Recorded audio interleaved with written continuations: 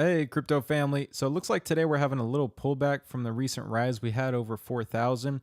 And I think one of the reasons is because of this Ethereum Classic news. But I'm going to go over some analysis in a minute. But first, I'm going to cover a couple articles.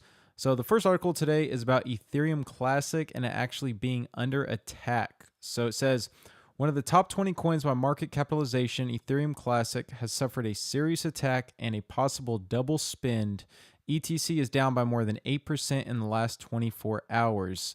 Monday evening, popular US-based exchange Coinbase announced that they have temporarily disabled all sends and receives for ETC while, quote, buy and sell is not impacted. So this is because they had a 51% attack on the network, and there's actually some facts that I want to go over in this article that talk about how easy it is to put a 51% attack on these networks with the prices being so low. It doesn't cost that much, especially with cloud computing. So it actually talks about how you can spend $8,000 and get enough cloud computing software and hardware to just be able to perform one of these attacks for at least an hour. So it says, quote, the Coinbase team is currently evaluating the safety of re-enabling sends and receives of Ethereum Classic and will communicate to our customers what to expect regarding the support for ETC. It says Tuesday morning, Kraken Exchange also followed up with an update to their customers where they said that a 51% attack appears to be ongoing.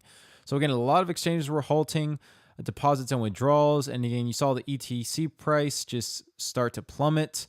And again, at first, whenever ETC had been told about this, they didn't believe it. And it actually says down here, it says the Ethereum Classic team, however, has its own take on the events. On Monday, the official Ethereum Classic Twitter account published this tweet saying no double spins have been detected. But then we actually see that double spins have been detected after a couple people and exchanges actually brought it to their attention. Now, if we scroll up here, actually it says the exchange said that the observed deep chain organization included a double spend of 219,500 ETC over $1.1 million. So that is huge. And again, that is a big topic for today, especially because we haven't seen, many 51% attacks, none this year, but especially, towards the end of last year, we didn't see too many. They were kind of dying down, but it looks like they are ramping up again. And it talks about also, you see Charlie Lee here, and he brings up an interesting point. He says, this is a thought-provoking observation. By definition, a decentralized cryptocurrency must be susceptible to 51% attacks, whether by hash rate, stake, and or other permissionless acquirable resources. If a crypto can't be 51% attacked, it is permissioned and centralized. So that brings about the question, would you rather have your crypto centralized or decentralized? And then if it's decentralized, you get that chance of being 51% attacked. So again, I know most people would pick decentralized. It's just something to keep in mind. It's very interesting. If the network is big enough, again, that chance of being 51% attacked is very slim, but just something to keep in mind with those definitions. So, again, it talks about actually how easy it is to perform a 51% attack, and it says in theory you only need $7,939 to launch an hour-long attack on Ethereum Classic by renting out enough hashing power from cloud mining marketplaces, according to the Crypto51.app. Now, so that's just something to keep in mind. Always, make sure your coins are safe, especially with, a lot of those lower cap coins that can easily be 51% attacked, but you never know when it's going to happen. But always, set your stops and, of course, take profit accordingly when those coins do rise. Now, more positive article I want to go over today is actually about CES. So if y'all don't know, CES is a consumer electronics show for 2019 and is one of the biggest electronics show that happens every year. And this year is actually hosted in Las Vegas, Nevada. And basically, it says here, this is the biggest trade show in the world and the biggest event hosted in Las Vegas every year. Over 2.7 million net square feet of exhibit floor space is set aside for over 182,000 tech industry professionals to learn the latest trends in consumer technology. So again, they talk about the latest tech, talk about the 4K, 8K TVs, the new phones, the new computer processing units, graphics cards. I mean, everything tech is at this event. And there's a lot of YouTubers who are following it. But actually, a lot of people are focusing on the fact that cryptocurrencies were more of a topic this year versus last year. It says, wallets and exchanges shine through CES with Ledger and Trezor both showing off their offerings.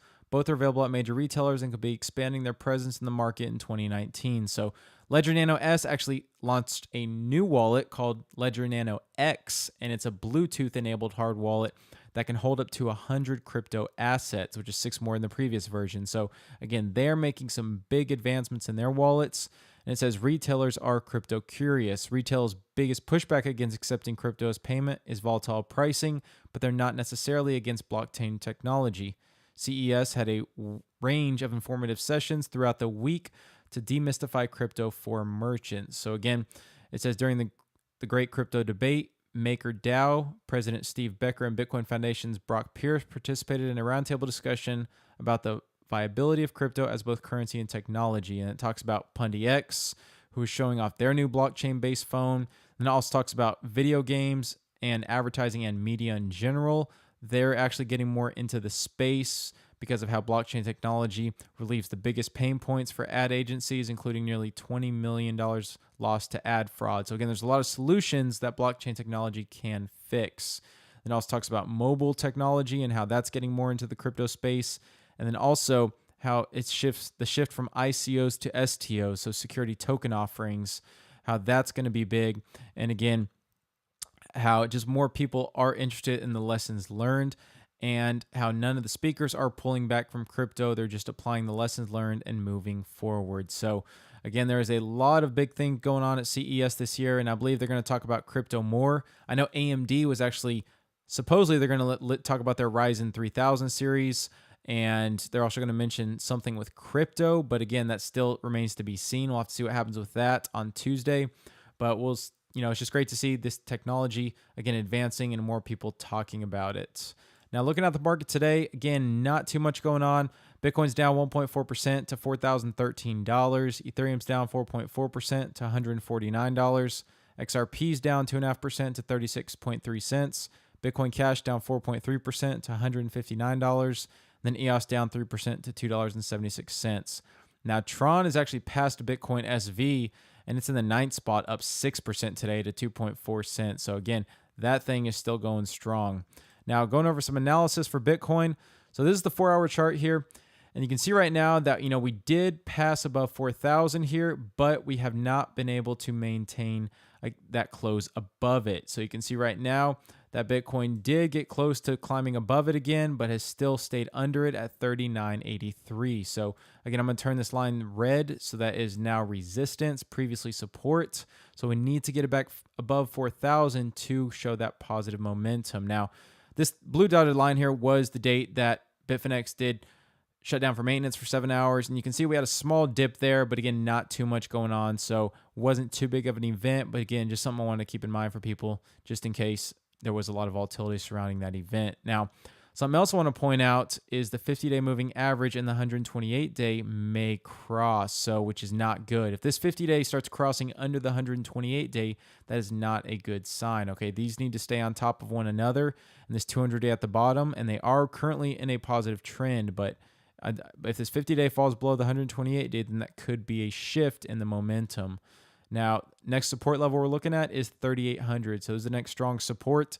If we can't hold 3,800, looking to 3,600. But if we do break above 4,000 here, then I mentioned that this 4,200 level is the next level we need to look out for, then possibly holding between this 4,350 to 4,600 level if we do get there. So we have to see what happens with that. But again, right now the RSI is still a little overbought, so we may have some more room for the downside, but possibly we could have another rally, so we'll have to see what happens. But with that, always set your stops, and again, take profits accordingly and only trade what you can afford to lose. So with that, till next time, thanks for watching.